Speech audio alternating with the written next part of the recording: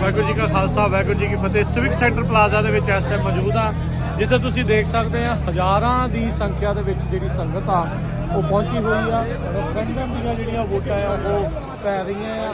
ਬਿਲਕੁਲ ਸਿਟੀ ਹਾਲ ਦੇ ਸਾਹਮਣੇ ਲਗਾਤਾਰ ਬੱਸਾਂ ਆ ਰਹੀਆਂ, ਲੋਕ ਦੂਰੋਂ ਨੇੜਿਓਂ ਪਹੁੰਚੇ ਆ। ਕੋਈ ਰਾਤ ਦੇ ਤੁਰੇ ਆ, ਕੋਈ ਸਵੇਰ ਦੇ ਤੁਰੇ ਆ, ਕੋਈ ਸਿਆਟਲ ਤੋਂ ਆਇਆ ਆ। ਇਸ ਟਾਈਮ ਲੋਕਾਂ 'ਚ ਬਹੁਤ ਭਾਰੀ ਉਤਸ਼ਾਹ ਆ ਰੈਫਰੈਂਡਮ ਦੀਆਂ ਵੋਟਾਂ ਨੂੰ ਜਿਹੜਾ ਉਹ ਲੈ ਕੇ।